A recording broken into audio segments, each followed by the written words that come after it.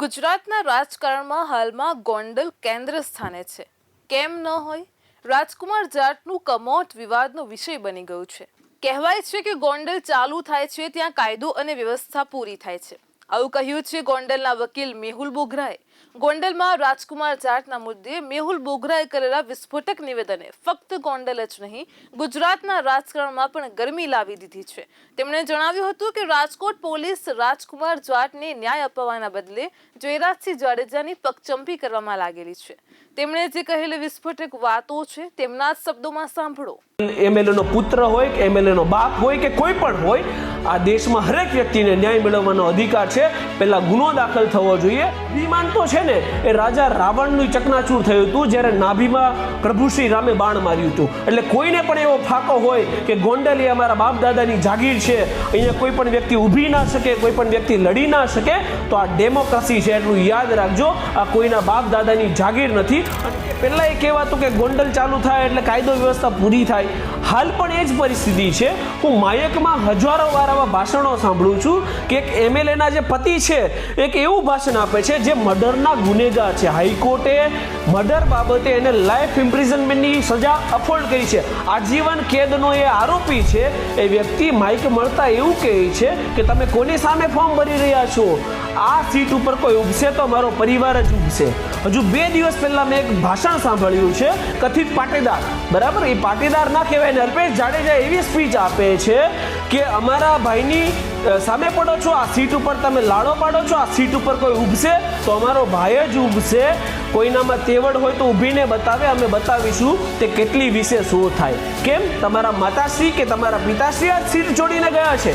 આ દેશમાં લોકશાહી છે. આ દેશમાં હરેક વ્યક્તિને એ ચાહે ચૂંટણી હોય કે અન્ય કોઈ પણ બાબત હોય પોતાનું મંતવ્ય રજૂ કરવાનો, સીટ ઉપર ઊભવાનો અધિકાર છે. તમે લોકોની આગળ ધમકી પહોંચાડી રહ્યા છો કે આ સીટ અમારા બાપ દાદાની જાગીર છે.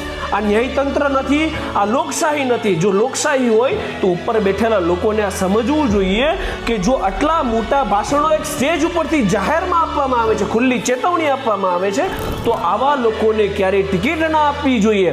આવા વ્યક્તિઓને ક્યારેય રાજકારણમાં રહેવાનો અધિકાર નથી, કારણ કે આ ડેમોક્રેસી છે. અને હું અહીંયા એક સ્પષ્ટપણે આપણા માધ્યમથી એક સંદેશ આપીશ કે અભિમાન તો છે ને, એ રાજા રાવણનું ચકનાચૂર થયું હતું જ્યારે નાભીમાં પ્રભુ શ્રી રામે બાણ માર્યું હતું. એટલે કોઈને પણ એવો ફાકો હોય કે ગોંડલ એ અમારા બાપ દાદાની જાગીર છે, અહીંયા કોઈ પણ વ્યક્તિ ઊભી ના શકે, કોઈ પણ વ્યક્તિ લડી ના શકે, તો આ ડેમોક્રેસી છે. એટલું યાદ રાખજો, આ કોઈના બાપ દાદાની જાગીર નથી. અને એનું જ પરિણામ આપણે જોઈ રહ્યા છીએ કે એક જઘન્ય અપરાધો, મર્ડર જેવા ગુનાની અંદર, ગોંડલ જેવા તાલુકાની અંદર મર્ડર જેવા ગુનાઓની એફઆઈઆર પણ લેવાતી નથી. અને એક સામાન્ય વ્યક્તિ છે એ દરની ઠોકરો ખાય છે ન્યાય મેળવવા માટે. રાજકુમાર જાટના જે પિતાજી છે એ પોલીસ સ્ટેશન ગયા કે મારા છોકરાનું મર્ડર થયું છે. તો પોલીસની પ્રાઇમા ફેસી ડ્યુટી શું આવે કે બીએનએસએસની કલમ 173 સબસેક્શન 1 મુજબ એફઆઈઆર દાખલ કરે અને પછી તપાસ ચાલુ કરે. પરંતુ રાજકોટ પોલીસ એ કોઈ નેતાની પગચંપી કરવા માટે, કેમ કે જે વ્યક્તિ આરોપી છે એ એમએલએના પુત્ર છે, તો એ માટે એફઆઈઆર દાખલ કરતી નથી. ત્યારબાદ ફોરેન્સિક લેબના ખુલાસા થયા કે વ્યક્તિને લાકડીથી માર મારવામાં આવ્યો, 4 ઇંચની ઈજા થઈ છે. એ વ્યક્તિના ગુદા માર્ગની અંદર 5 ઇંચના ખરડા પડ્યા છે.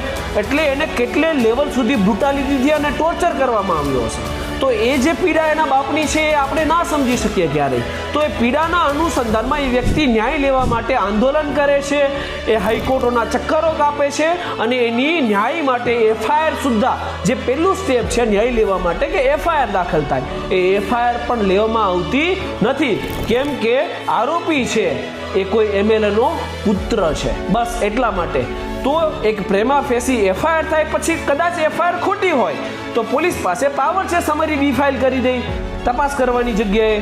જો મેહુલ બોગરા મર્ડર કરે છે અથવા નથી કરતો, પણ કોઈ પણ વ્યક્તિની એવી ફરિયાદ છે કે મેહુલ બોગરાએ મર્ડર કર્યું છે, તો પોલીસની પહેલી જવાબદારી એવી આવે કે મેહુલ બોગરા ઉપર એફઆઈઆર દાખલ થાય 103 બીએનએસ મુજબ. અને પછી કદાચ મેહુલ બોગરાએ મર્ડર નથી કર્યું તો તપાસ કરી અને સમરી બી ફાઇલ કરી દે કે મેહુલ બોગરાએ આમાં મર્ડર કર્યું નથી. તો જે જાટ પરિવારની ફરિયાદ છે કે એફઆઈઆર થાય, તો મર્ડર મુજબની એફઆઈઆર એમએલએનો પુત્ર હોય કે એમએલએનો બાપ હોય કે કોઈ પણ હોય, આ દેશમાં હરેક વ્યક્તિને ન્યાય મેળવવાનો અધિકાર છે. પહેલા ગુનો દાખલ થવો જોઈએ અને પછી તપાસ કરવાનો વિષય આવે છે. અહીંયા અકસ્માતિક નોંધ નોંધાય, એડી નોંધી દીધી. વિચાર કરો કે આ દેશની અંદર કોઈ પણ વ્યક્તિ ન્યાય લેવા જશે તો ક્યાં જશે, સિસ્ટમ કઈ તરફ જઈ રહી છે. હમણાં 2 દિવસ પહેલા મેં એક ન્યૂઝ વાંચી કે જજના ઘરેથી 15 કરોડ જેવી મસ્ત મોટી રકમ મળી. જો ન્યાય વ્યવસ્થામાં જજો આ રીતે કામ કરે છે, જો લોકશાહીની અંદર આવા બેફામ ભાષણો આપણે સાંભળીએ છીએ, તો આ સિસ્ટમની અંદર સામાન્ય વ્યક્તિ પોતાનું અસ્તિત્વ કઈ રીતે ટકાવી શકશે એ મને નથી સમજાતું. તેમણે જણાવ્યું હતું કે ન્યાય તો બાજુએ રહ્યો, પણ રાજકોટ પોલીસ કમસે કમ રાજકુમાર જાટની હત્યાની એફઆઈઆર તો દાખલ કરે. જયરાજસિંહ જાડેજા પોતે મર્ડરનો આરોપી છે અને હવે તેના પુત્રને પણ તેનાથી આગળ જવા તૈયાર કરી રહ્યો છે. ગૃહ રાજ્યમંત્રી નિવેદનો કરવાના બદલે જયરાજસિંહ જાડેજા અને ગણેશ જાડેજા જેવા ગુનેગારોને જેલ ભેગા કરવાની હિંમત દાખવે.